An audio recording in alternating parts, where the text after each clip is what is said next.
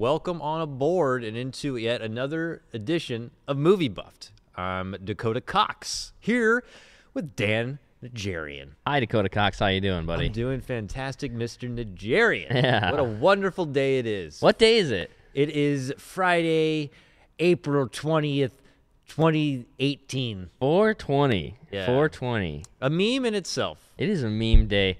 You know what? I feel like nobody ever talks about how 420 was created by drug dealers to just sell drugs.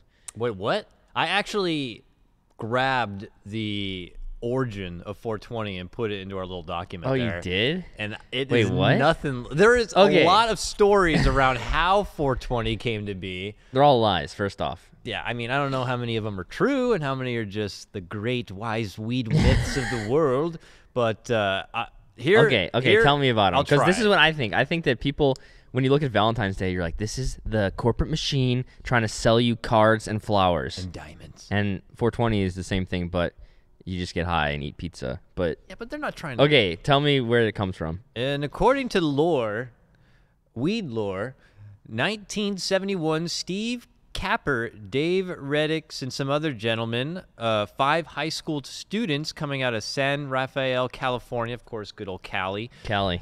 This is back again in 1971, the hippies they were, calling themselves the Waldos. Wow, cool name, Waldos, guys. You know?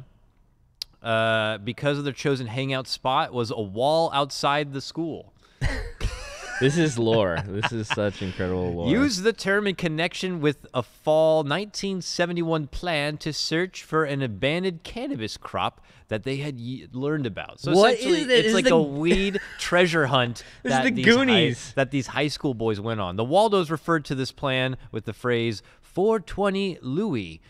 After several failed attempts to find the crop, the group eventually shortened their phrase to simply 420, which ultimately evolved into a code word that the teens used to mean marijuana smoking in general. So at Wow. 420, they would go out on this weed treasure hunt to find this special cannabis crop. When which is that apparently they movie never coming found. out? Huh? When is that movie coming out? I don't know. Weed Goonies? Yeah, it would just be called The Waldos, and it would be about the origin of 420. Let's film it. These guys are probably still alive. We'll just go do a You think this is a real? mini auto doc about Steve Capper, Dave Reddick, Jeffrey Noel, and I can't Larry imagine Schwartz. it's real. Kevin, do you think this is real? No.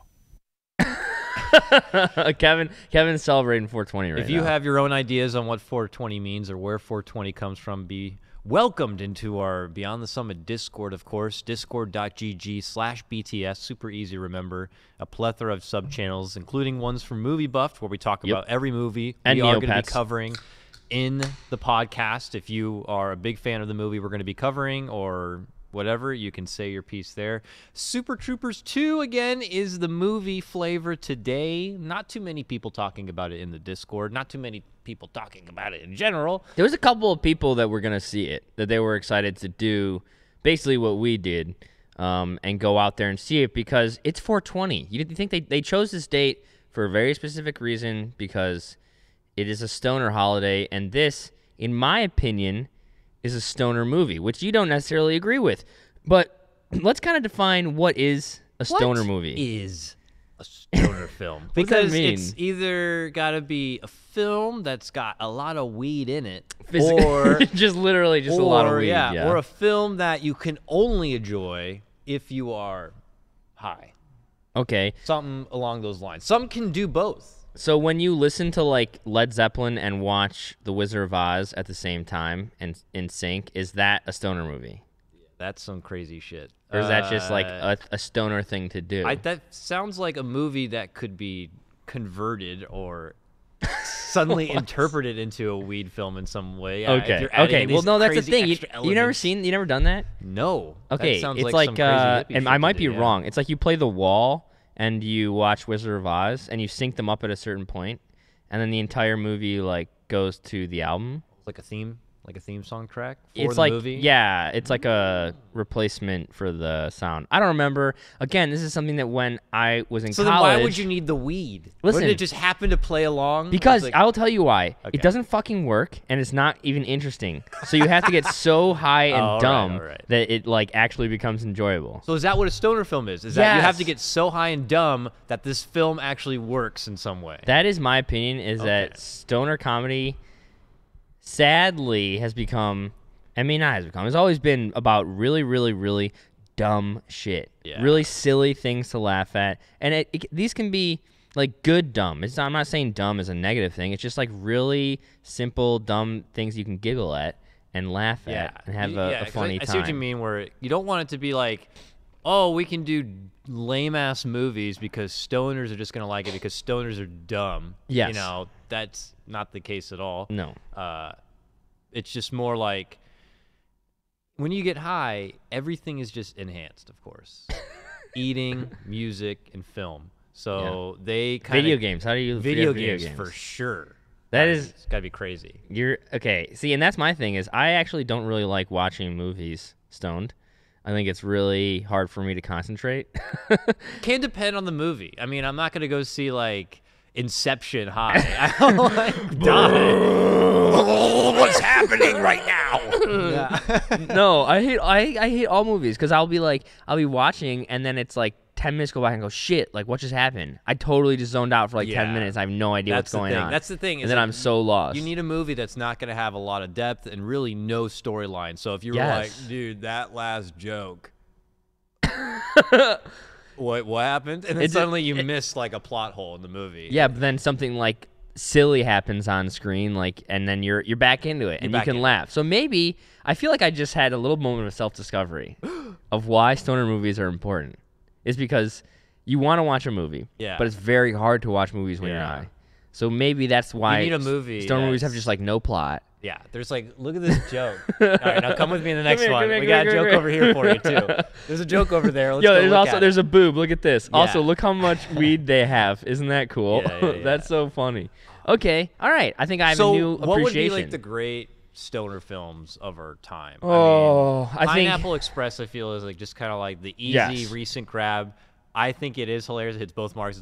It's a movie a lot about weed, and it's a movie that's great for people who want to, you know, inebriate themselves and enjoy a film. Yeah, that is totally an easy one. I think those guys in general, whether it's The End of the World, which is another, I think that's a great stoner movie because it's really fucking dumb, and I know a lot of people that hate that movie, but I love it. I think Zoolander is an incredible, incredible stoner movie. Yeah. I hated that movie so much when I first saw it, and then I saw it 40 more times, and now it's one of my favorite movies that ever happened in the history of the world. And it's like good dumb. It's so fucking stupid. Yeah. But it's hilarious. I mean, maybe the stoner film thing what helps a lot, and we almost tried to apply this to our last movie, is the weed's going to help you turn your brain off. Yeah. It's going to help you not overthink. Don't. So that's why people were even saying for Ready Player One, you might want to go in with a little extra pop, pop, pop, a little drinky drink, a little puffy puff, because, you know, you just want to enjoy all the childlike wonder of the movie, all the nostalgic throwbacks. You don't want to have to think about, like, why the fuck they're in a trailer park putting on, like, VR sets and running through the streets. You know, you just want to look at all the good times. But you don't want that about Ready Player One. That's a Steven Spielberg, supposed to be, like, serious, awesome-ass movie. Yeah. I don't want that to be a stoner film. Yeah, I mean, I want a stoner enjoy film it, to but be I don't like want it to be. How High, the Method Man Redman movie. That was by my high school girlfriend got me that for my 16th birthday. That's what she thought of me. Okay, that you will really like How High on DVD. You look like a drug man. Have drug movies. Here you go, Dan. Half-Baked, the classic as well. Half-Baked, unbelievable. Hey, man. I mean, Cheech and Chong is like literally just a meme of weed, so like that completely is falling into the same thing. They're going to be looked at so differently in the future. You know, as time continues to go on, it's like, really, these two guys were the only, like, that's stoners right there. That's weed people. That's what they represented. Yeah. Which is weird. And again, I think it's funny because I feel like we're hitting movies that kind of either directly talk about weed and are really about that, or are just like really dumb. So for me, if this is a Super Troopers is a stoner movie, it's because it's really dumb, and it is not because it's really talking about weed. Even though the first one did have a lot more weed, there's not as much in this one. Yeah. Okay, so that makes sense to me. Stoner movies are dumb movies or movies about weed. We went to this movie last night. Mm-hmm. We had a pretty fun time. Yeah, me, you, and our homeboy Andrew. Yeah, Joined us along. We got some Mexican first. we got Mexican. A couple of margaritas to lube yeah. us up a little bit. Just a little juice, know? little lube juice up here. Mm-hmm. Yeah, I had a nice salted margarita and a burrito that I ate too much of and was a little bit uncomfortable with. A wet vegetarian burrito. Sounds... Shut up. It's good. That shit's good. Then went outside. May have toked up a little bit. Got to get the buzzing happening there. A little I ate a euphoric. I ate a little edible before too. Oh wow. Okay. Yeah, I want to be the maximum like high I can be in public because I actually am terrible. I do not like going in cars. I don't like being outside. I like just to be in my little happy place. It's obviously different for everyone, and for what happens for a lot of people is that sense of paranoia or something. Or if you have that little kind of sense already, it's probably going to get amplified even more as you hit the peak. So you're outside and you're like, everyone knows I'm high and I'm about to do a movie. I'm breaking the law somehow, even though like we're in the greater good of California and everything's good. It's legal. It's literally legal. So I mean, at this point, I'm very just like, we had a margarita. I had a little sip of the green. It's all like, it's all in good company, and we get to go enjoy in our classic local theater. I'm reminded of a really dumb high story that was just Here we go. high in public. Isn't it really? That's really. It's just a funny little moment. Is when. Please do share. Okay, so I was flying back from I don't remember where, somewhere, New York maybe. I can't remember. Whatever. I'm on a plane with Ryan. Me and Ryan. Maybe we're coming back from China. I actually have no idea. It doesn't matter. Okay. And we took some edibles before we got on the plane. Which probably not from China. Maybe. I guess it wasn't from China. Maybe we're going to China. No, because Brant was there. I don't remember. It doesn't matter. You're looking to lift off. Yeah. All right. We're having it. We're ready for a long flight, no matter what it was. And about an hour into the flight, I just look over and I am just gone. I ate too much, and I was just like, and I just look over to Ryan. I was like. And Ryan just do the same way. And he looks back at me, and he's just like, going pretty fast. Dude, we're high right now, and we're going fast. You can't even feel like you're moving in a plane. He's like, we're going pretty fast. And he's sitting back like this, so he's like, okay, so that's one of my favorite high in public moments. But, So we got a little loosey goosey, and it was funny, but I feel like it was perfectly timed. Timing is a big deal. It is, because it was like as soon as we were buying our tickets, we were giggling like little baby boys. Mm-hmm. Like me, you, and Andrew is like he can compose himself very easily, so he's not a problem. Me and you were like pissing our pants laughing about stupid shit. Oh, the best part was before the movie started, we got to get our pictures in. Oh. And so we always get like a concessions picture where, you take a picture of your popcorn, your soda, and we share it in our Discord. Yeah.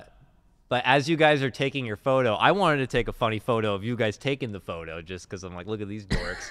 Left the flash on. The flash goes off in the middle of the theater. Middle of a dark, quiet theater. It's just like a fucking, beam of light just shines over. And it was like, what's funny is how pissed we got. I think it was because, we were laughing hysterically at the same time. Yeah. But me and Andrew just were like, what the fuck is wrong with you? It was like the trailers hadn't even started yet. And you guys were like, what are you doing? You've committed sin. I'm like, all right. But that was how I knew I was having a fun time because I was pissing myself laughing. Then we sit in our seats. We got our spots. The trailers begin. Oh, my God. Let's talk about the trailers a bit because we've now seen a good amount of movies here, and we've been seeing a lot of the same trailers come up over and over again. It's insane. Yeah, I feel like I've gone to more movies in the theater than I normally do. I think back when I was in Chicago, I'd go every Tuesday when it was half-price movies, but I haven't done that really here until the last couple of months. So it's like, wow, you realize, how few trailers come out when you're going every week almost. Yeah. But also, when a bad trailer is bad, you forgive it the first time.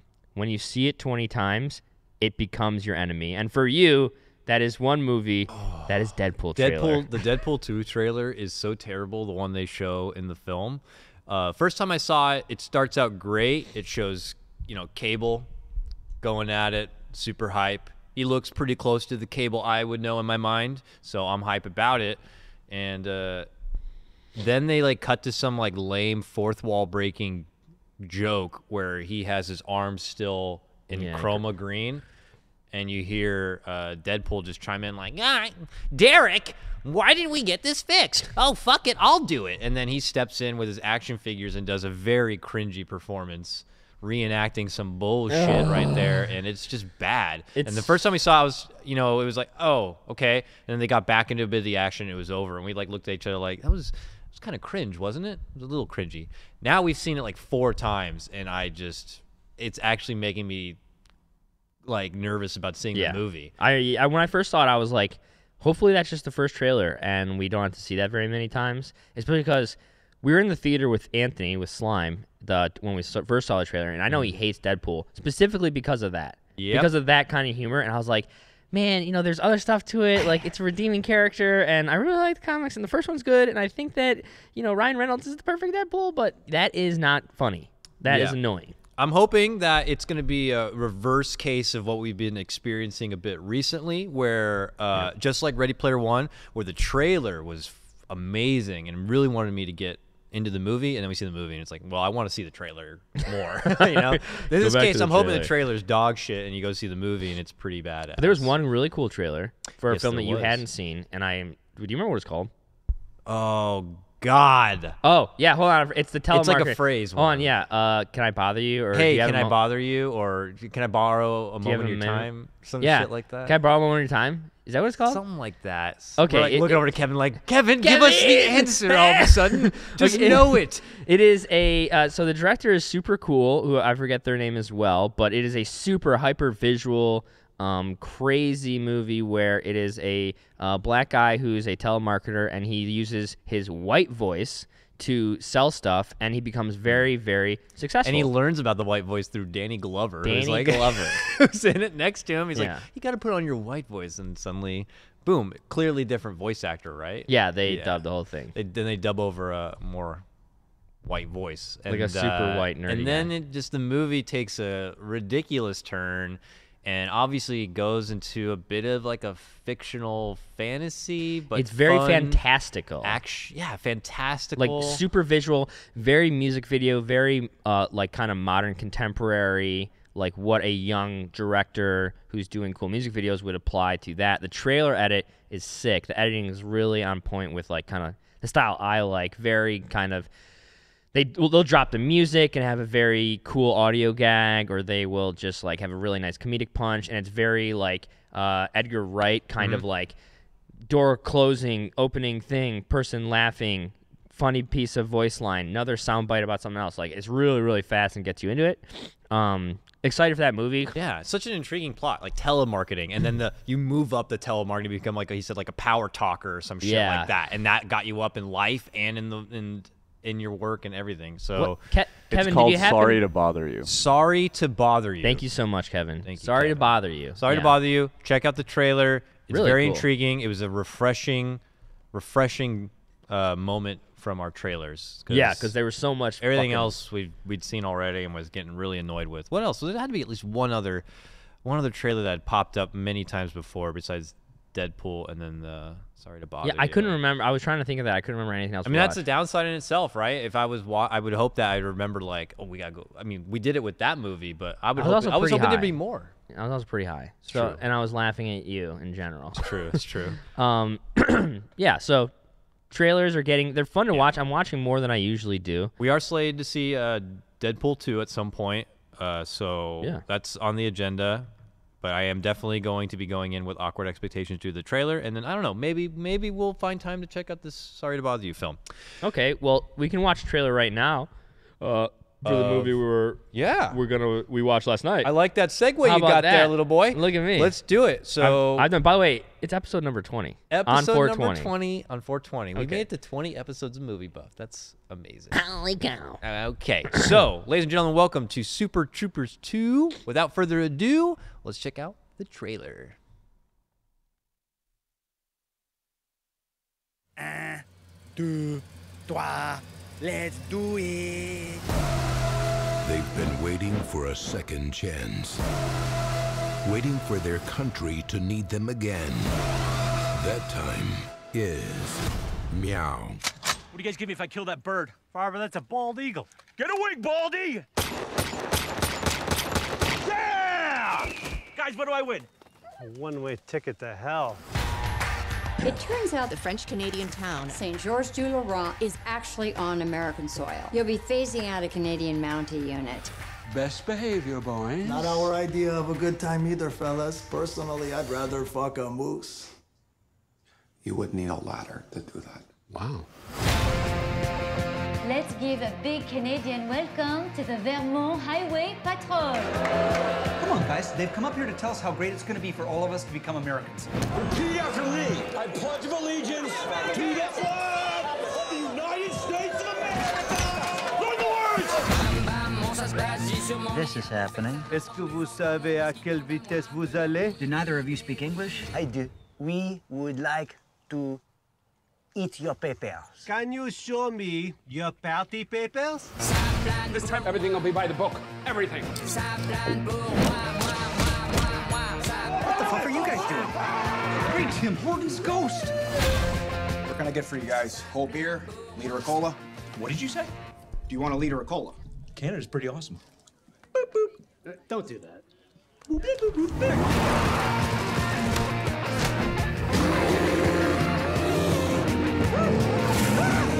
Should I shoot him? Who, Father?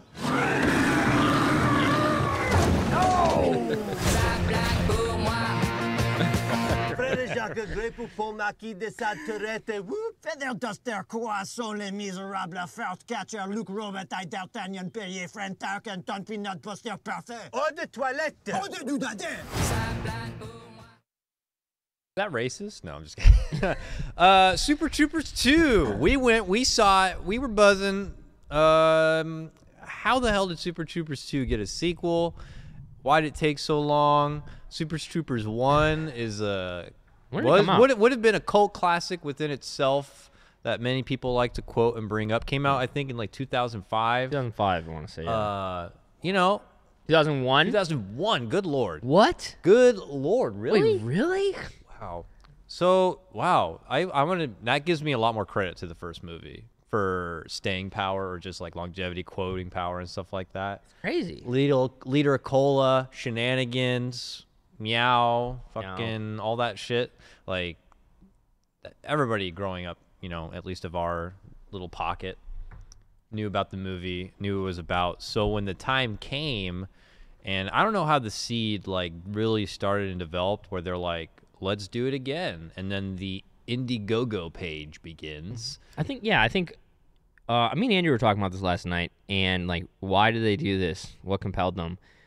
They tried other movies. They did a couple other things. Beer Fest. When you mean they, you're talking about like a specific director Broken or the Lizard. group? The Broken Lizard Broken group. Lizard group. Okay. And they spread out and did a couple of their own things. I believe it just becomes the like, why not? Because Andrew was kind of like, why do they make this movie? Like, what? It's like there's no point. But I think that when you have something super successful, you try other things, and I'm sure that every one of their fans is hitting them up on the daily, being like, when's the new Super Troopers coming out? Like, they're just like, screw it, let's just do it. But they probably couldn't get anybody to give them money, or could only get a really bad deal, would be my guess. And they're just like, we should just crowdfund this, because if all these people are asking us to make it, then let's make them put their money where their mouth is, and we'll get crowdfunding for it. That sounds pretty fair to me. So they did an Indiegogo. I linked you, Kevin, the Indiegogo page. But it got funded so fast. The promotional video they did went viral on Reddit immediately, and I think it was funded like, I don't know, in like the first day. It hit its mark, and it ended up going some 200% over what they ended up doing. The number of it, here it comes. Thank you, Kevin. They ended at 4.6 million roughly, when their original goal was what? I mean, if that's 200%. So 2.2 million, whatever it is. Crazy. Yeah, so they made money, but guys, we didn't unlock a kick-ass chase scene. And there actually was not a kick-ass chase scene in this movie. Not. It makes me wonder if, we were so close. just a little over 100K, we could have had that chase scene. Yeah. This was in 2015. 2015, this page 3 years ago, and almost thing. exactly 3 years ago. It was, if you look up, Kevin, at where they funded it, it was started at, it got funded April 24th, 2015. So they launched the campaign. That makes sense. So they launched the campaign probably on 4/20 of 2015. Okay. And put out this video, and it was like, oh shit, they're back. Favre's back. 3 years later, let's fucking go. You can watch it Here in it the is, theater. which is great. Good for them on keeping on a relatively strict timeline and actually like fulfilling it. Like that's an achievable thing. And it's like, wow, they raised $4 million, so much money. That's not that much money. When you're talking about making a movie, that's just not that much I feel money. like, yeah, part of it's got to be that the people involved, also part of them maybe wanted to get in on the project, maybe took some sacrifices to be a part of it, whether it be pay cuts or, whatever, the extra time that they had to donate. I want to really quickly go through the perks. Yes. And I want to evaluate them based on, worth it. Kevin, can we start at the first perks here? And I'm going to try to read from over here. Okay, so I'll do the first one. The Fandango Bango. Guys, for $35, you'll get $10 perks. And apparently there are lower perks. Okay. This is a new perk. Wait, you can still get this? Wait, you can still donate to this? They still take money even though it's funded and the movie's released? If you like the movie and want to pay more, give us more. All right, so you'll get a Fandango movie ticket worth up to $13. See Super Troopers 2 when it comes out in theaters. It's out. Think about that. If you buy your ticket now, we'll use the money to make the movie better. That's not true. It's over. Okay, and we'll give you a shout out on Twitter. That must have been, a shout out on Twitter is most likely literally they made an image with hundreds of people's names. Yeah. Which is like a wall of text. Yeah. It's like being a VFX artist in a Marvel film. I don't know. The only thing of it is in post, on Blu-ray or whatever, they'll include commentary and extra bonus footage from all the money put in to cut it all up or some shit. All right, so $10, just getting my feet wet, far less than the cost of Dimpus Burger. You'll get so much behind-the-scenes access that you'll know more about us than our doctors do. Plus, we'll send you a sweet digital mega script, which includes our final shooting script, set photos, and a whole bunch of handwritten jokes and anecdotes in the margins. And we'll thank you on our site, so your friends know that you're a real patron of the arts. Okay, $58.40. I'm willing to bet that that's the most popular. That's the most popular one. $30 digital download, standalone add-on. So basically, I'm sure you get all the other things. Plus, you get a digital download of the movie. You got to own the movie for $20 more. $55 shirt and a stash. You'll get all the $10, $35 perks, duh. And we'll send you an exclusive Super Troopers campaign t-shirt. Guaranteed to be soft, comfy, and plus fake mustache. Fake Favre that's mustache. great. All right. Limited edition shirts not included. Sorry, guys. So these hot ones on the left, you don't get those. $54.28 though. Does that what is it? The $10 one? How many are in it? $10 is $58.40. Okay, so that's still number one. All right, but I'm surprised. People like T-shirts. Yeah. I tend to also go for the number that has a T-shirt. The lowest number I can get a T-shirt at is usually where I donate if I donate to something. All right, so 55. What is next? We have. Okay. The $250,000. No, that's $25 million. Is it $25 million? This is the. I only know that because they say it later. If you kick in $25 million. What the fuck? What do you get? Okay, if you kick in $25 million and provide our entire dream budget, we'll be so grateful that one of us will father your child. Selling sex as a perk isn't allowed yet, and our wives would murder us, but one of us will act as a sperm donor, giving your child celebrity DNA. What the fuck? There are all kinds of legal issues here, so contact us for more details before claiming this. Okay, and also great. Guess what? It also includes all the other perks. Nice. That's get sick. the T-shirt. All right, you get our cum and anything else plus a T-shirt. We might even will come in the T-shirt for you if you want. Damn. Okay. Sounds worth. $600. Let's just pretend that the $25 million package doesn't exist because nobody claimed it. $600. You get a super personalized video. Have something you want to say but are missing a certain je ne sais quoi. Step back and leave it to the pros. All the $200 perks. Plus, we shoot a personalized video for you up to 45 seconds from set. We'll do it in character. Or delightful sauce. No nudity, except Lemmy. Haha, Lemmy gets naked, guys, in the movies. Tell us what you want us to say, and we can take liberties clean or dirty, and we don't care. Perfect for wedding proposals, pranking your dumb friends, or dumping your fiance. 74 out of 70. How do they break this? How come they have 74 out of 70? What's the point of that? I don't know. But I want to see 74 videos of them having to do dumb shit. That'd be Yeah, funny. that's hard. Ask David Gorman and David Parker, who had to produce several videos of them singing Disney songs after the Indiegogo that they ran, how difficult that is. So, especially on set, because they promised it on set. That means while you're shooting, you have to go over and read a script for some guy who paid $600, so you don't be a fucking dick about it. Do it right. Yeah, for sure. $750, okay, wow. Only $150 more. You get a red carpet premiere. Let's get Hollywood, biatch. Get all the $200 perks. Plus, we'll send you 2 tickets to the Red Carpet Indiegogo premiere event in Los Angeles, where you'll watch the movie with us, the cast, and special guests, and stick around for an exclusive Q&A with the cast. Plus, we'll have some one-time only gifts for you. Fleshlight, anyone? Travel and accommodation is not included. So what the fuck do you get? So you But just get $127 on access. $125. It's a $750 movie ticket. Wow. Like, when do you think? How early? Well, you get to hang with the staff or the cast. you really? rather, and see it premiere. I mean, if There's- you're living in New York and you are just like a big Super Troopers nut, I mean, maybe it's worth it. To you. Here's my problem with that. Q&A premieres are awesome, and I really, really love them. But you can go for free.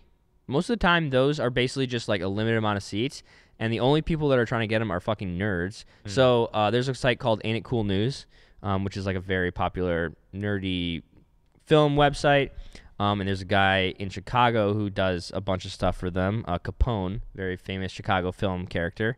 But he will host these all the time, and basically it's like if you're first to post to send him an email to ask for a ticket, you get it when he posts it. So I went to a couple of different Q&As in Chicago when I was about that life, and it's pretty easy. So yeah, $750 is cool because you're going to only be with hardcore fans, and you probably get more access to these guys than a traditional Q&A where it's just basically you watch the movie, they walk out, they talk about it, they leave. I would assume that these guys would probably want to hang out with their fans more. And because of that, yeah, if you live there, it's cool. Get the satisfaction of knowing that your money went into budgeting maybe that day's lunch. Yeah. With one shoot. Well, 126 people. I mean, you can do the math right there. 126 times 750. Neither of us can do the math, but No. somebody can do the math in Someone chat out right there's now, and they done can the math figure it out. already, So they yeah. know how much money that raised. Probably significant. Kevin probably knows. But 120. I still don't understand that you can go over the amount you say you have. It's not actually they'll limited. take more money. They'll take more money. Okay, so the VIP experience. All right, this is the LA show. That was the New York City. Guess what, guys? LA is expensive, okay? It costs more money. Damn. Farva-size your LA experience, you'll get the $200 perks. Plus, grab 2 VIP tickets to the Red Carpet premiere event in LA. Break out the fanciest Break out your fanciest gown. Oh, your fanciest gown to walk the red carpet and get your picture taken just like us. We'll save your seats for you. Then head to the after party where you'll eat, drink, and black out with us. Correction, hang out with us. Travel and accommodations not included. $12.50, you get an after party. Okay, little step up. I get the jump from $750 to $12.50. Yeah. And guess what? 97 out of 96 guys, they hit it. No problems. All right, now 97 people at the after party. dude, they have there's probably more than that 91 because those are just the people. Well, it's kind of weird because I bet a lot of people bought this and don't show up. True. Which seems weird, but to pay $1,200 to something and not go, but I think there's definitely people that do that. Yeah. Okay, there's the same VIP experience for New York. Same shit. They sold that out 91 and 91, so they have about 200 people paying to go to the New York premiere. Oh, my boy, Chicago, what's up? Where is it? Any idea? No, who knows? Whatever. 100 100. Of course, we're perfect. Yeah. Chicago keeps it clean, okay? All We're right. going to go over our limits. It's not 127 and 126. It's 100 out of 100. We right. keep it 100. All right. Okay? Thank you. All right. All right. $4,000 naming rights. We call this one. Do you want to read any of these? I'm just going. The Jim Puberton package. I'll just keep going. You're slow. Just keep Get going. all the I'm trying to, $200 perks. summarize it. Summarize Yeah, it. plus you'll get to name a character or town. What? In the movie, and we'll make sure you hear the name on screen. Once in the final cut, Harry Cox, Dick Hunter, and Jack Imhoff are already taken. But you'll come up with something. Plus, we'll send you a signed form copy of the package and the script and name appears all subject to legal clearance. I wonder what the naming. They got were. 7. I wonder what they were. 7 names in that movie. What was it? The Mounties? Maybe Rob Lowe's character. Maybe the bar. Maybe I guess everything. The town. The name of the town. Maybe. That's Now- crazy. now I wanna, look I know you through look the that up. names. I'll keep naming these. $10,000, guys. Be an actor. Ready for your close-up? Get all $200 perks, plus you'll get a speaking role in the movie. We're still figuring out your line, but it'll be memorable. You'll be listed in the credits and get an IMDb. Have lunch on set. Keep on the slate on your scene. We'll load you up with more rare perks than you can list here. Check the FAQ for complete details. Production plan in Northeast USA. Probably the summer travel and accommodations not included. Okay, $10,000 to be an extra. Somebody paid for it. It's hilarious because if you want to be an extra here, you get paid you paid $100, you know? That's true. But I mean, you're working for a day and you're having fun with your friends. That's a dream. I remember being a kid and there was the chance to be an extra on, I don't remember. I want to say it was Barney. I want to say there was a thing to be on Barney as an extra. Really? And it was like a write-in. First, you got to write a letter. I was a little kid. Barney, I want to be on your show. Yeah, and I wrote probably once a day for like a month, you know? Whoa. No, it didn't get on it, yeah. Oh, damn. And I would try it, yeah. I would try that with every sorry. single show. But I understand the want to do that, and it's obviously you're going to be in a movie. I wonder who it was. Maybe in the Canada scene. He was one of the people that yelled something that might be kind of funny. I don't remember, because usually with this, they'll have like some kind of weird close-up where it's kind of notable of who it is, but I do not. Nothing stands out to me as, oh, that was probably the extra. Yeah. Unless the only thing is if he was a beefy guy and it was the guy with the gun at the end who was the security guard, because he had a weird line that I thought was strange. Okay, $12,500. Be a producer. What the fuck? Dude, and they sold out 5 out of 5, and I remember they had an Indiegogo producer section in the credits, so they gave these guys their due. Want to put your name in the sequel? Get all the $200 perks, thank God. Plus, you'll be listed in the credits, IMDb, and Indiegogo. Plus, so many perks that we literally can't list them all. Set visit, lunch with the cast, signed script, director's chair with your name on it, VIP premiere tickets, editing, visit in LA, and much, much more. Production plan, 5 out of 5. So they get 12,500 times 5. These are the guys that the 10, cast members are coming 20, up to, like, 30, all right, 40, buddy, let me 50, get you a drink. 60. It's probably, what is that, 60,000? I don't know. I can't do math. I'm right. Oh, my God. Holy shit. Okay. 35,000. Get a patrol car. What? They sold out. Okay, this is a big one. All the $200 and be a producer perks. Plus, you'll get to keep the patrol car that we use on screen in the movie. 35,000 for a patrol car ain't bad. If we raise enough, it might even be in a car chase scene, and we'll suggest some good variety plans. Mudfitters, classic, blah, blah, blah. Farva not included. Sorry. Guess what, guys? 1 out of 1. All right. 1 out of 1. Congratulations to that Somebody dropped person $35,000 for the car. For the car. I wonder if that was like a real producer, though. If that was like somebody who had already agreed to be a part of the movie and spent $35,000 to kind of kickstart the Kickstarter. Yeah. As some people do. I know that that is something that people do, is they have people who are already invested in the project, invest a large amount of money. There's also the issue of people investing a large amount of money and pulling out. It's true. Interesting, though. I would have gone for the T-shirt. I always do. The T-shirt, yeah. It worked. It got them the movie. The movie happened. Okay. So now we want to lead to, like... All right. That was crazy. That's a good... that's an interesting... It is interesting to see how people do it, yeah. Especially as a company who did this before. So before I want to hop into the movie and really break it down a bit, because I know we've been stalling out on it a bit.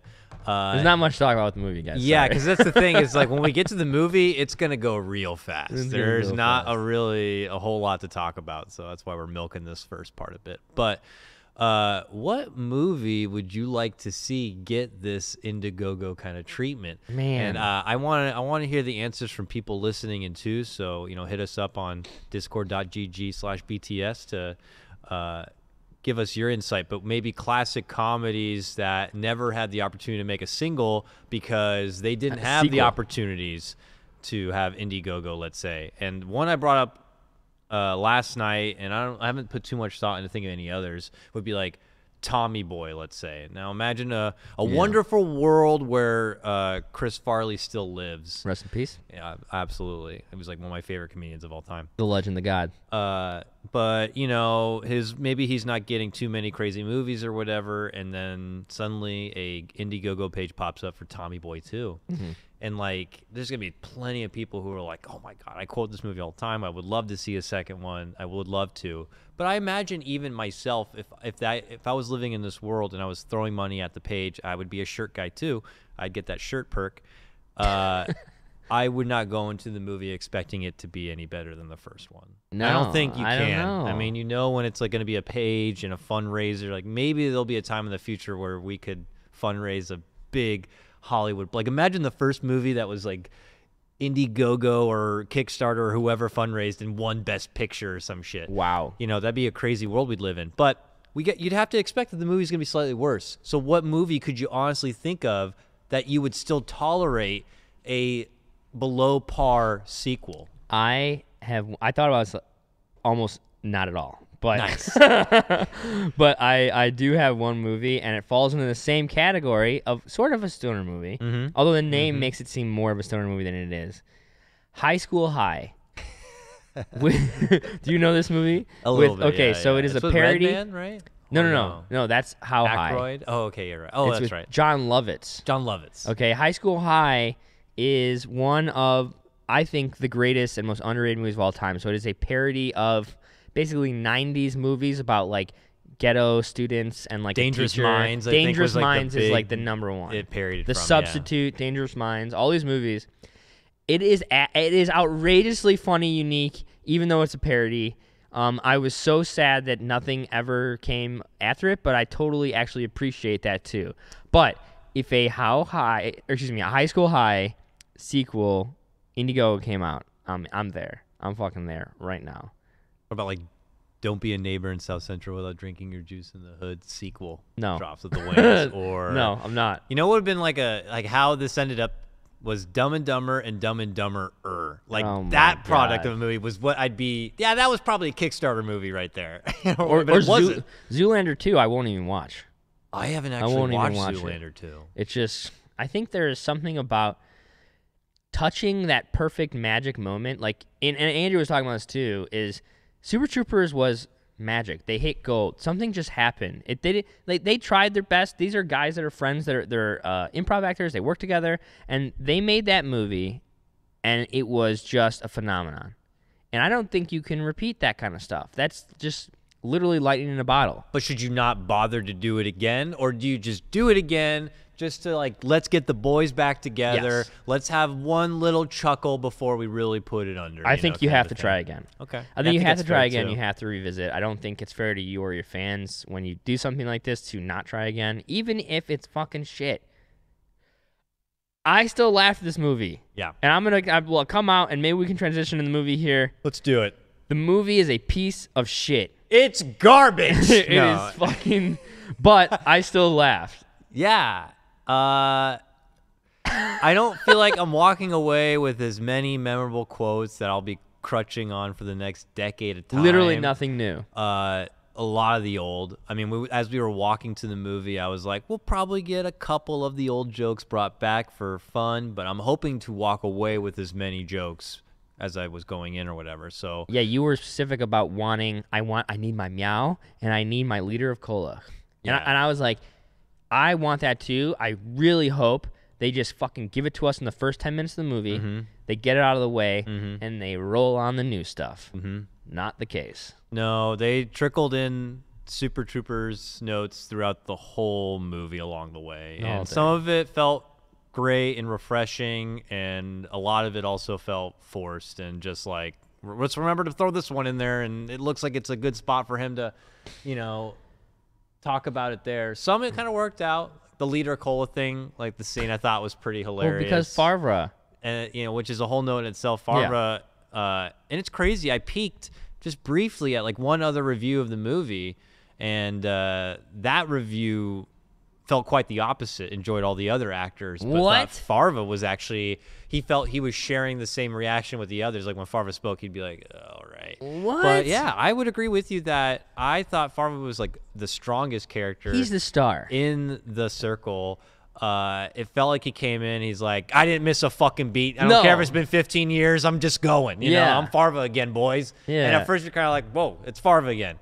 But he just kept going. Yeah. And eventually he just grows on you. And then I'm like waiting for him to have a next quip, funny line. This is what I think. Can you tell me any unique characteristics about any of the other characters in this movie? The cops. Nothing exciting. I can tell you characteristics about him. The rookie was still the adolescent typed rookie. Okay, the rookie. That's good. You proved me wrong here. But like these two, you know, like the three. It's like, what are they? It's just the same guy. Yeah, I can get it. They kind of have different facets, and they all have great chemistry, and they can like jib jab with each other, but they feel very similar, like in a way too. They just bring this very similar kind of energy. I mean, he gets naked, I guess. Favre is, but that's not like a character. I mean, it's not like, doesn't make him unique. Like Favre is Favre, and like everything about him, like, and it feels like a lot of the movie is basically Favre jokes, but him not saying them, so it's not as funny. Because like his jokes are bad, right? But that's part of who he is that he has bad jokes, but he like you said, 100% commits, and he's always on, and he's 300%, and that's him, and that's why it's funny. But when everybody else is doing that all the time, it's just like a little overwhelming and weird and not very interesting. A lot of the like jokes, like I remember there were like scenes where like they were in the car together and they're just driving up to go to that location, which turns out to be their new headquarters or whatever. Like their jokes in the car where they're just like, dig on me, and then you dig on me, and I dig on you. It felt like I wasn't really laughing at it. I was like, this is as funny as like if I was in the car with the guys and we were just being stupid or whatever. So it's like, I don't know how to approach that. Am I frowning upon it because this is a comedy movie and everything should be funny all the time? Or should I be like, oh, this is relatable because it feels like this the guys hanging out making terrible jokes with each other that I'm just like not caring about? I think it's a good question. But it's funny because I think that the points in the film when they're just going back and forth are some of the best.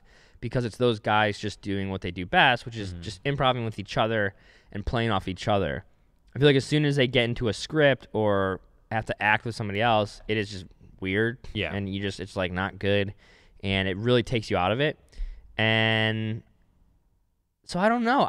Because it's interesting you mentioned the car scenes because I talked about this last night, but Favre is so fucking good in this movie. It's like the only thing I want to talk about. There are scenes where they're hanging out and it's a bit different. Like one that jumps into my mind is two of them are out together and they have to change the signs away from Canada metrics of speed to the U.S. metrics of speed, and they're just fucking with each other about the conversion rates, and then Favre's calling in and he's like, actually now with the new system it's a 403.069er or whatever, and that felt very organic. It's just them. It's just them in that scene, right? There's nobody else. And they're just fucking with each other. That's like that's where it's the best. That stuff works. It just some of it felt a bit forced, and even that car scene I was talking about even seemed like it was an after dub too, like one they had recorded in the studio afterward to just fill the car right over. Probably. And I guess it became obvious where they were with each other in the flesh on person on set in the moment, and then when they were just kind of adding in maybe extra footnotes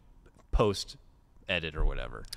So all these jokes though that I have a really big problem with is how like basic bitch they were with all the humor. It was like, hey, remember that dead horse joke you've heard 1,000 times in a scenario you've seen 1,000 times in a million different movies? We're going to do that, and we're not going to change anything.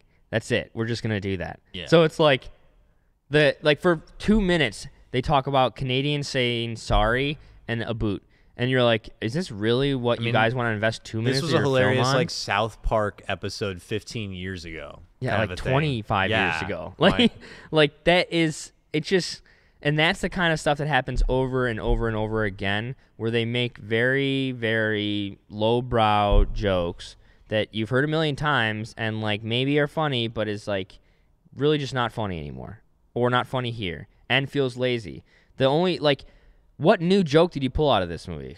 There were visual gags I really enjoyed. But remember, we laughed, and this is unfair of us. Like, what were we laughing at? The one I brought up just before, which was a visual gag, not really just like an offhand joke, was like after the whole liter of cola moment, and then he's like, I gotta piss, and they're like, we gotta fucking go, and they run, and they made it very apparent they had access to these heat-seeking goggles or whatever, so he puts on these heat thermal goggles or whatever to like scope things out, and they're panning through, and then they see Favre on the side and he's like pissing, and it's just like this huge frothy ass pissing stream. He's like bright ass yellow and orange. He rips this fat fart that you can see, and he's looking up like, what the fuck you guys doing, and you're just like, oh my god, it's like the most foul looking shit ever, but it was hilarious because I don't know, maybe I just find farts funny, and now we got to visualize farts and Favre and pissing and fucking, and even that is an old joke that has been done a couple of times before, the heat seek fart joke, but it's funny with Favre because he's ridiculous, and he brings up the Yule log again. Yeah, he's like, I wanted a salted Yule log or whatever. Yeah. At that point, it just makes me feel like, there's no plot. The plot's just tugging me along to the next joke to get there, Get the plot out. Yeah. I just like every plot point was annoying because it got in the way of getting to the moments that you knew were going to be funny. It was like they were so weak that instead of just like being a device that carries you from one scene to the next, it is like a broken train that you have to like walk next to as you're getting over to the town where you want to eat lunch. Like, that's the worst analogy I've ever given in my entire life, and I'll never say anything like that again. However, it was exhausting. It was fucking terrible, dude. You're just like, oh my God, stop talking. Like, just get me to the next scene where they could be funny. It's really especially, dude, the shoehorned romance is one of the worst decisions I've seen somebody make. That, especially when you're in, this is a fucking Indiegogo movie. The dude looks like he's 40, and like his love interest thing feels like a 14-year-old's like love debacle. Like, yeah, what is it? She's smoking hot. She's the girl from that's Entourage. all she's good for, though. I mean, like, being terrible and saying that. I mean, in this movie, I don't think they use her correctly, so I don't think that's unfair. That's a good way of putting it. They did not use her properly in this movie at all. Dude, she was like the way. Also, they don't know how to write women characters. All the female characters are awful. Wait, by the way, all of them? I said there's literally one, and the main. There's the governor. Excuse me. And the girlfriend of the one guy. Well, she walks. She's like she in a the character? beginning. She's like a cameo. Hey, cameo. By the way, I'm still a part of the series. Bye-bye. I was in the last movie, just so you know. We haven't broken up, but we're a thing. See ya. So they have two. Is it Marissa Kaufman? Wait, who? I don't know these names. Okay, so Linda Carter, a.k.a. Wonder Woman, plays the governor, and she is just, I mean, it's kind of whatever. It's a very small just got to be role, an authoritative figure who speaks well. And, dude, what is her name? It must be, is it Ursula? Is it Marissa Kaufman? Look at the setup here from Kevin. Why is Kevin so much better at our job than us? I hate my life. I love Kevin. Okay. So Ursula, it's got to be Marissa Kaufman, right? Was that a fan submitted name? I Ursula? don't know, dude. I'm a fan. I don't even remember. See, I don't even remember her name in this movie. Whatever. The woman character is awful. She is like not even a human being, and then they try to redeem it by being like, "Oh no, she wasn't really that simple and one-sided because she's a triple agent." Triple agent. You know, and it's like, what do you? Who cares? I'm like, is this to show off that she can do some like sick ass acting dialect work? Because like that's great. She could speak French. The French accents were disgusting. It's just like so over the top. Like it's impressive that she does this like extremely eccentric French accent and then can pull it back to being Canadian and back. Like, but I mean, I get the point though of being. Whoa, sorry, garbage truck out. Oh my God, if you can hear that. Yeah, the garbage. The garbage truck. No, the over the top accents. That's a choice. I believe that the direction there is to be ridiculous all the time. Everything they do is very like like when they're in the drug scene, he takes the acid and he walks away and he goes hee hee hee hee hee hee. Like they're over the top on purpose. Yeah. So I'm not saying that's like bad because that was a decision. I'm just saying that the payoff of that is not as good. It works better with something like I said before, like South Park or some animated comedy or something. But it felt too over the top. But why, when you are funding this from the fans, you don't have to make a Hollywood movie, are you trying to shoehorn a fucking romance in there? Which is what, like, that is basically, there are a couple things producers will do when they get a script. Excuse me. It'll be like, hey, we got to beef this up. We're going to bring in a couple other writers. So they'll take it and they will maybe punch it up. Okay, so add more action, add more kind of like funny lines, whatever. They'll make it more humorous. They'll insert jokes. So you can always tell like a script where it's like all of a sudden there's a joke that doesn't match anything else. They probably brought another writer to do that. Or it's like, we need to add romance. You need to have something for couples, for women, for men who like romance, whatever. So they add that storyline here. Here, do you really think your fans want that? Maybe your fans want boobs. Cool. They put boobs in this movie like way other ways, and there's a whorehouse, and they put dicks in this movie, whatever. Yeah. it's like, why is she there? Yeah, I don't know. Why don't you just let us? I would rather a scene instead of. I'm sorry for interrupting you. This shit pisses me off so much. Get in there. I would rather have a scene instead of them fucking, instead of them like flirting, whatever. I'd rather a scene where literally they're sitting in the police house and making fun of each other and making fart jokes. Yeah. For 10 minutes. Yeah. That's way more why I'm here to see this movie. I felt like it was just something for the rookie guy to do. I don't know why. It's like we need him to be distracted in some way for us to be able to save him later on. Is he the everyman? Is he we're supposed to relate to? It's just like, because if not, he would just be another of this guy and this guy and this guy, where they're just kind of there to make jokes. It's like, oh, we need more diversity. We can't have Farva here be the fucking star and everyone else is just a super trooper. And look at this. Every picture, every scene. This man is the fucking front runner, dude. Yeah, Farva stole the show 100,000%. This movie would not work without him. No, it is actually. I won't laugh. I would not have laughed in this theater once if Farva was not in this movie. He grew, and we're going back to him again, but this was definitely like the biggest plus of the movie was just his character, and it's just like he made it really work. So many just funny offliners. I mean, given he did have as many jokes that fell flat, it was just like always committed though. And yeah, there would be something to really pull me back for how much there was just kind of bad humor as well that he spit out. Yes, but it was only him. So, okay, other people in this film. So we have the woman, who I forget her total name, and I feel like an ass, but terrible. Rob Lowe. Rob Lowe is the bad guy. Rob Lowe is Mr. Bad Guy. He's good looking. I love that man. Rob Lowe, how old is he now? I don't know, 700, 800 years old. He's got the whole like Keanu Reeves thing. They sip the serum of life and they live forever and they're walking gods on our planet and we just don't know it. Looks great. His hair, his look is quite ridiculous. He's the most South Park looking character of like the whole thing. He looks like he's from Team America. Yeah, that's what it is. It's like Team America. Yeah. It looks like a Team America puppet. And his accent is also like, I don't know. I've never been to that part of Canada, like French Canada, where they have like they're doing like ridiculous. I'm doing the Canadian accent. Hey, they're like really rumping it up like that. They're hamming up the bad accent. It's like that's. It's like that's the joke. Is that it's every time he good. talks, I want to be like, ooh, he's talking like a funny Canadian. It's like being like literally that's. Oh, what what's his face? Will Sasso. Will Sasso. Will Sasso is a Mountie, guys. He's back. He's fat again. Love him. Bigger than life. Yeah, he's so great. It's like hard to still recognize him because Farva is like the big actor in this, the big guy, big funny actor. So maybe Sasso's like, I can't even go that far, because he'll steal the spotlight almost. I was afraid they were gonna make him like the Canadian Farva, and I was like, oh, that's like kind of funny but kind of lame. But they end up doing that joke way better. Yeah, way better. There's another is a Canadian Farva, and it's funny. But he's like a random. I don't even know who he is. He's probably some random like a random guy. But it's funny.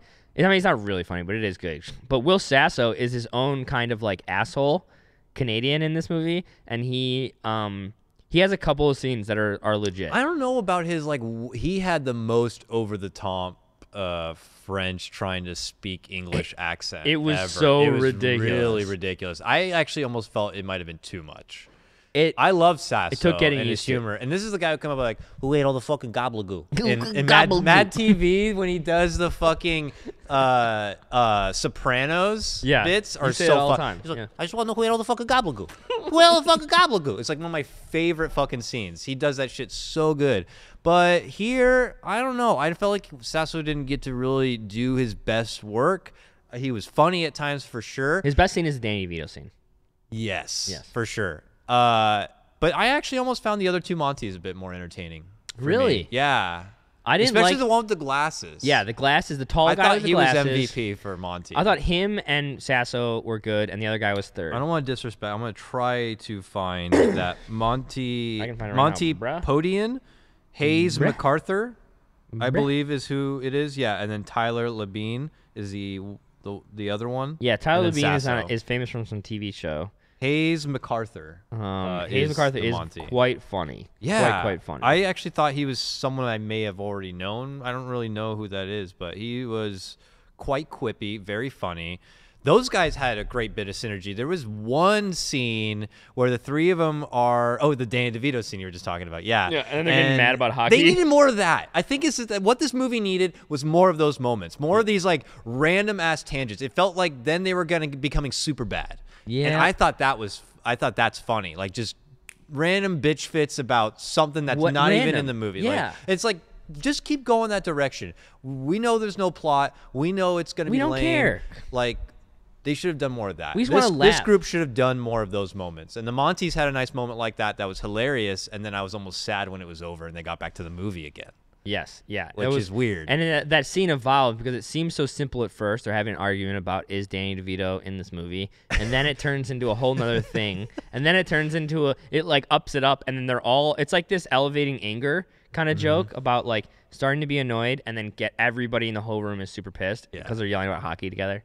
Yeah. You know, but again, Canadians hockey, like, oh my God, so many just like, I this morning the Ziori podcast was on with Trent, and I like poked Trent, and I'm like, you should see this movie just because there's way too many I wonder jokes, and I'm curious what you would think about it. You know, they're throwing hockey pucks, they're making Tim Hortons jokes, they're talking about syrup, the ghost they're of Tim Monty's Horton. fucking mooses and shit like that. Like it's every low-hanging Canada joke you can think of into a movie. So I'm very curious to see what a Canadian would think of it, I guess, or a French Canadian, or maybe our boy Pierre should check out the movie and give us his bit of insight to it as well. Pierre, Trent, let us know. Yeah, I've got the Canadians. Let us know. Trent flag now. I mean, they tried to be as like American driven like that. Like they were making a bunch of like American jokes, like being fat and guns and shit like that. They also even had like surprisingly not too many Trump jokes, but they did have like a "Make America Great Again" kind of joke in there. Yeah, they said if you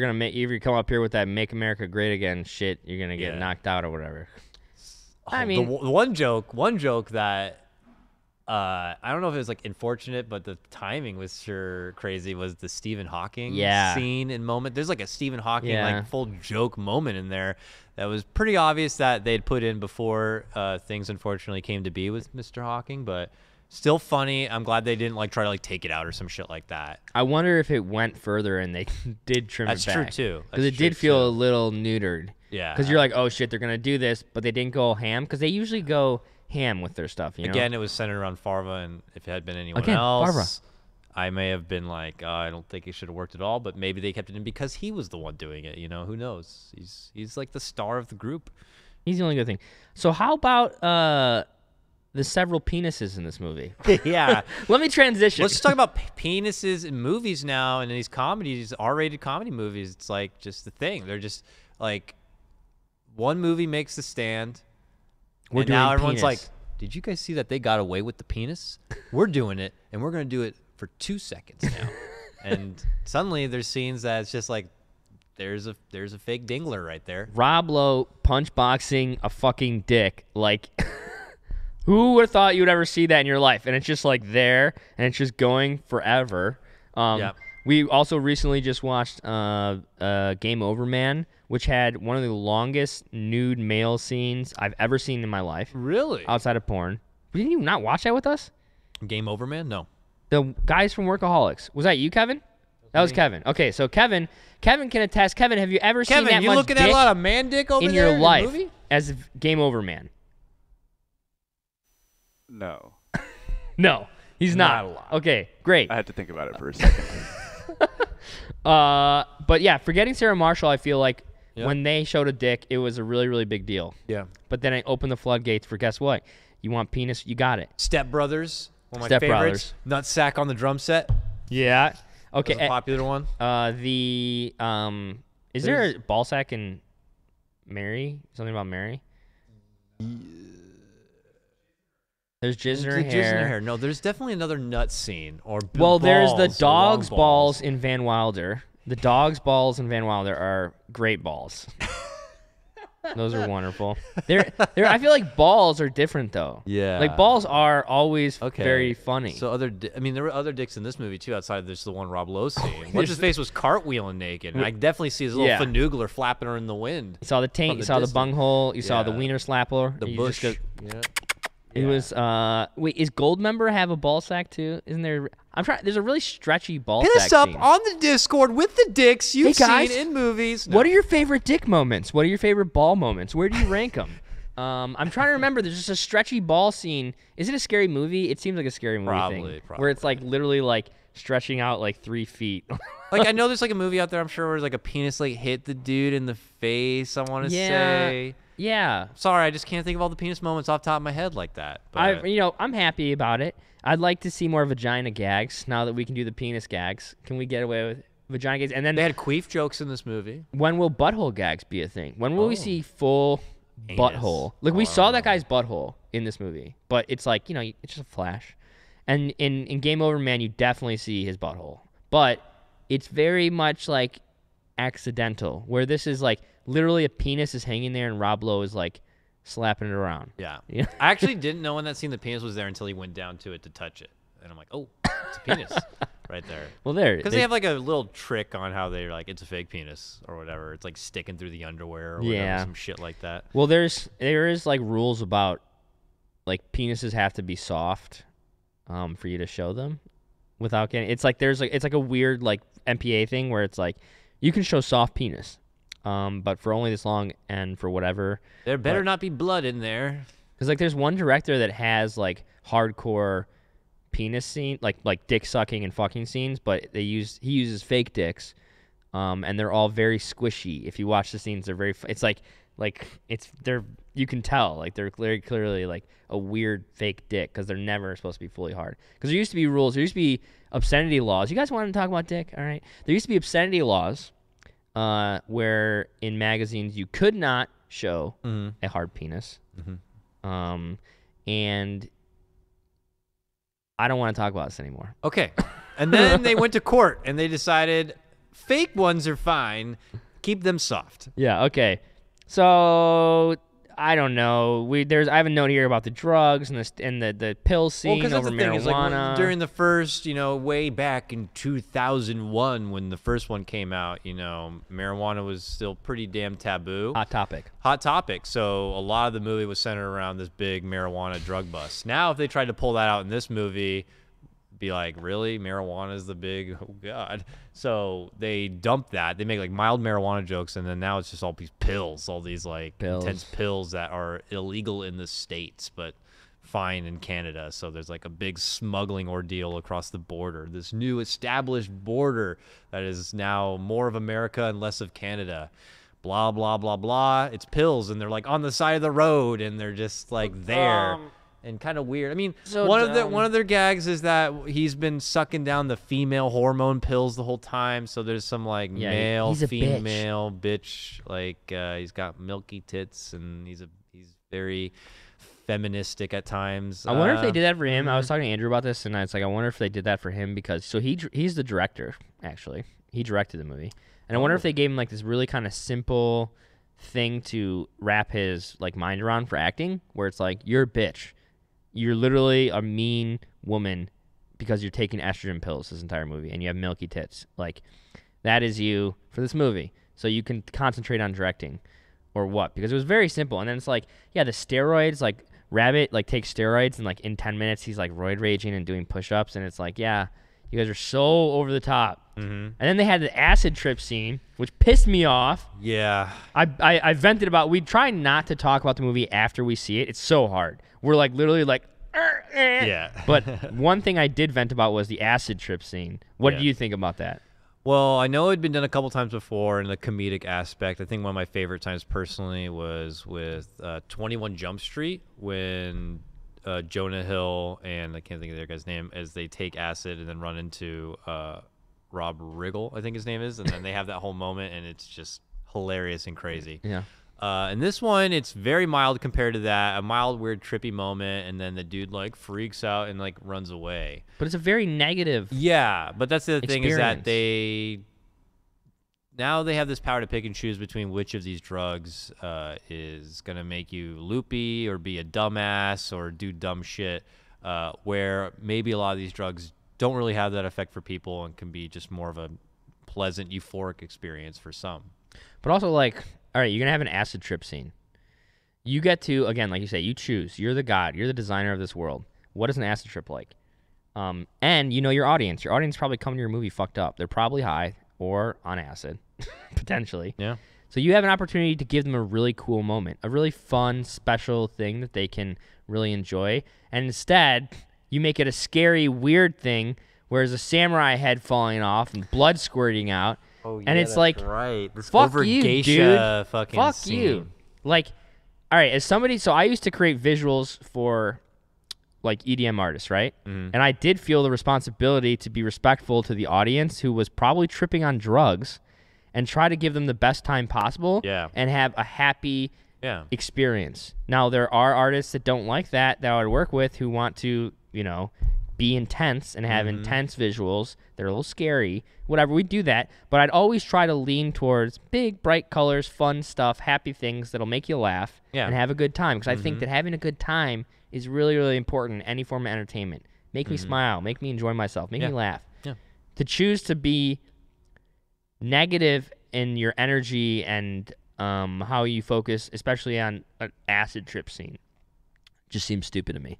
But maybe I think too much about people on drugs. No, I think it should have been like you went to a zesty world of a bunch of asses that fart all over the place and boobies or something like that. Great. That's I want to hilarious. say like other movies have done that before. Yes, like, these tons of stoner flicks times. that they just open that mini portal and like, hey, you guys in the audience that I know is on some shit. Let's go have some fun. Let's be silly. And this one, it like really just kind of like almost did the exact opposite. It's like, what the fuck was that? And now I feel extremely uncomfortable. sober and normal now. Ugh, I don't like this. It was a bit weird. So yeah, that definitely a weaker point when they're just trying to demonstrate all the drugs out. Okay. I feel like we're getting close. There's one more thing I know I want to talk about. All right, what is that? How dumb is too dumb? Okay? And the difference between good dumb and bad dumb. And I have a great good dumb, which is what I think is the only original joke in this movie. And I mean that with as much respect as I can give to these guys. All right. But this is dead. The whole movie is fucking dead horse, old jokes that aren't even theirs. And then they do their jokes over again. And then that's pretty much it. But there's one scene that is so stupid and so perfect and hilarious, but smart in how dumb it is, okay? The scene where they pretend to speak French.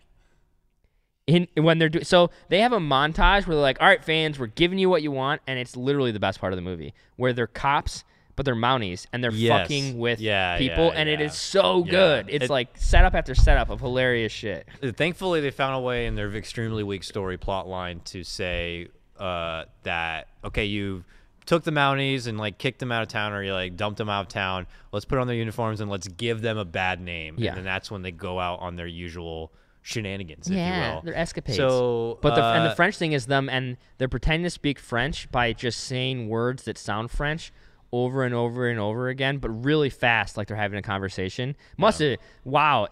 Also amazing, like from just like an actor's performance, like that must have been a really tough scene to shoot. It must have taken a really long time. It's like they're like, you know, like les croissants, but like instead of speaking gibberish, they're saying words that sound French really fast. Yeah, really good. Every I wish I common could fucking do French, it. every like common French word you know of, they just like string together. Pepe Le Pew, Jean-Claude croissant, Van Damme, Jean-Claude Van yogurt Damme. parfait, fucking croissant, and they just like one after the other, just paste it together, said it real fast. It's very funny, very impressive. Yeah, it's such a dumb idea, but it's so fun. Yeah, and then also in that montage, they had the one nice throwback was they brought like the guy back that they'd pulled over with the whole meow joke. Jim Gaffigan. It is Jim Gaffigan, isn't it? Yes, it is. He looks very different, like because he's a little heavier. In his acts, he's normally like extremely pale and white, and his hair's like extremely. It's like blonde. brown hair now. And here he had like brown hair and the glasses, and I didn't even. I've quite seen his recognize live him. show once actually in Chicago. Very funny.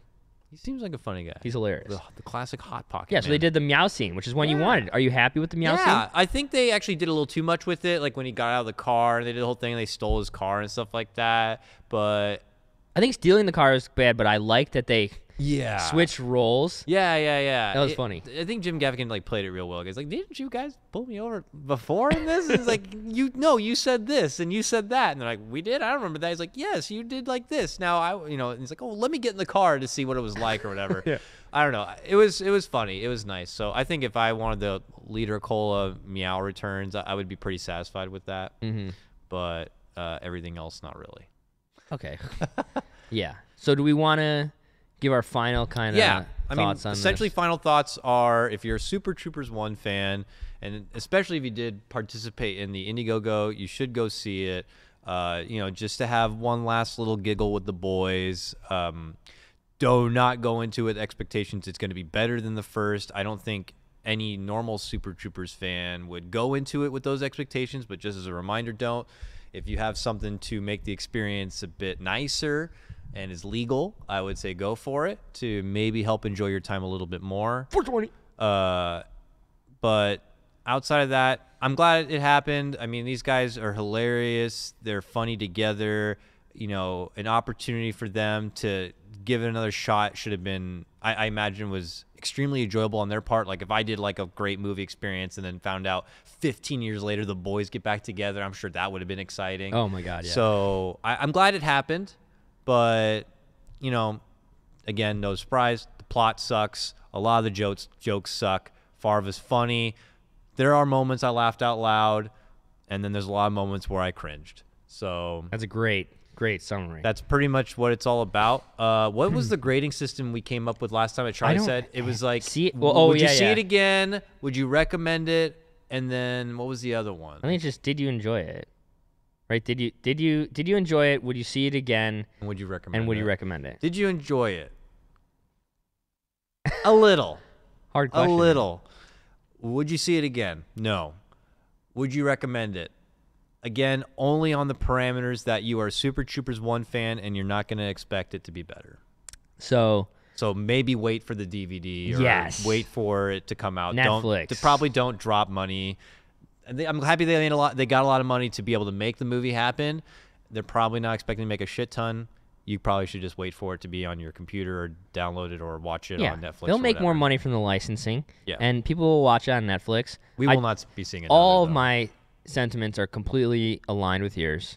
I definitely laughed, and I would be a liar if I said the movie isn't funny. There are definitely very funny parts and things I enjoy about it. So I agree with everything you said. Did I enjoy it? Very mixed on that. There are parts that literally almost made me want to. It was one of the first movies that I was like, I guess I could just go to the bathroom. I've never pissed during a movie ever in my life. Yeah. I almost did it. I didn't out of sheer will of just keeping the record going. But that is how much I didn't care at points. Huge stretches of time where it was just like, I'm mad at this movie existing, But then you have a good laugh with your buds. Yeah. And again, I'm with you and Andrew. Andrew was really cackling it up at times. Like sometimes I hear him laugh and it bounce off the wall and go in. And I'm like, there's some people having fun over there. And it was just Andrew. But there's another guy too in the back. There was one guy who was alone in the back corner who was just losing his fucking gourd over this movie. Did I enjoy it? At times, but I hated it more than I enjoyed it. Would I see it again? I would watch it potentially again under very, very, very rare circumstances. Like a bunch of people I was with were going to watch it, and there was no way I could get out of it. And it was on Netflix. I can't get out of it, so I would I'm just watching get fucked up and do something else and be on my phone while watching it with friends. Or it's just on in the background. Would I recommend it? No, I can't recommend it at all. The only scenario is do something else on your computer. Okay, be on your laptop. Have Netflix open. Whoa, sorry. Have Netflix open. Yeah. Should I answer Ryan? No. Okay. Calm back. No. Have Netflix open. Be on your computer. Do something else while all the bad stuff is. It's basically like being a child and seeing your parents having sex. You just close your fucking eyes, dude, and walk out of the room. Okay? There's better stuff to be had from them. Yeah. So that's the only way I'd recommend it. Sad that it's bad. Happy that it's 420. Happy 420 to everybody else out there. Yes. Please enjoy the holiday safely. Yes, of course. And legally, of course. God bless California.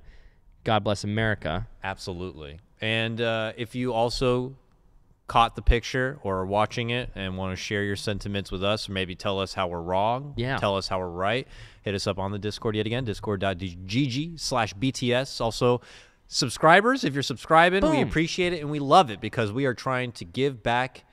We got new emotes. We got A plethora They're of up on new there right now. emotes. Here's a couple of them. Here's our Dota ones. Look at our lower third here. Yeah. We actually change out the emotes. We keep a lot of the ones we love, but we'll change them out to the event, so you'll always get an ever-changing, fresh set of you're not stuck with the dankness same one, guys. to put in. We change all the time. Subscribe. Check it out. Recently had a lot of new subscribers, which is really cool. Lots of perks there. You can come into our Discord. We have a drama channel. Yep. We also have a screening room where Yes. we're releasing exclusive content just to our subs through that. Funny videos that we make, photos, other kinds of stuff that we're doing around the office. You get a lot more insight. That's Obviously, pretty much covers follow it, us on Twitter. Follow us on Twitter. BTS Pods is all the podcast needs there. And, of course, we have merch happening right now for Smash Summit. Limited edition merch you can catch there to help support that event.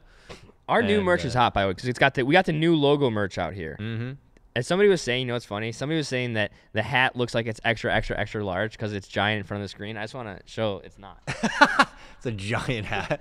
It's a normal hat. It's just a normal hat. It's just up there. But I love these new designs. All these designs you see up here are from the Smash Summit, which is happening in just a couple of weeks here. Yep. You can check out that's actually going to be in the Smash.gg store where you can get this stuff, but some of it will be available on our Design by Human stores, and we have other designs up there as well. More to come, too. More to come, because we have new merch coming out in just how soon? When is the new merch dropping? I can't say the exact date yet, but in about 1 to 2 weeks, there should be hopefully new merch to drop for the upcoming Summit of Power event, and I've seen sneak peeks of it. It is amazing. I'll be buying plenty myself. Yeah, I know two things I'm hyped. definitely getting myself. Yeah. Other than that, guys, Movie Buff will be returning next week, maybe the week after. Infinity War. Infinity War. Guys, we're seeing it. Dan already got us tickets. Got us tickets. On Thursday. Yeah, we're seeing the midnight show. So I'm going to be, we have to talk about this. I'm going to be in Chicago the next day. I know. So are we going to do a call-in? I think Peter's going to be here. We'll talk about it. We might. I feel like we have to get out. I might wait for you to come back. I mean, give everyone out there a chance to watch the movie the whole weekend long, and then we'll all come together on Tuesday, maybe. I think you're back. Okay, that's the day before the Smash Summit. So we'll see. We'll talk about it. Oh, you're right. Yeah. It's fucked. Yeah, I know it's fucked. We'll talk about it. Whatever. It's going to be tough. We'll try That's to the next make it movie work. we're seeing for sure. We're seeing it. We'll try to find a way to squeeze in a podcast to talk about it because I know all of you Marvel nerds like myself are out there very eager to watch it. So, is there a way to... Hey, Kevin, I have a quick question for you, handsome man. Is there a way for us to tell everybody what is coming on next? Because guess what, guys? This channel is not going to go offline. We got Dota action coming after this, and I don't know exactly what game. I believe we're into Star Ladder. I was watching some of that earlier today. I'm not sure what game is next, but it's just reruns of some Dota that happened probably yesterday or over the night. Oh, so we might be seeing the C qualifier grand finals from apparently it was GESC. mega hype. There was a lot of people watching. Mineski and Fnatic, I believe. Yep. So okay. The powerhouse squads, maybe some of the best teams right now. Mineski being DAC winners, looking pretty convincing doing so. Sick. Southeast Asia is a region to look out for if you're a Dota 2 fan. So if you like that kind of thing, stick around. We're going to be probably rebroadcasting that Southeast Asia qualifier that you may have missed sleeping overnight. So get ready to tune into that. We're done here. We have a rest of our workday. We can't just blaze it up after this. We have work to do, and then maybe afterward we'll be able to celebrate. Hope you guys are enjoying your 420 as well, and we will see you next time for more Movie Buffed action. Take care now. Love ya. Bye. Bye.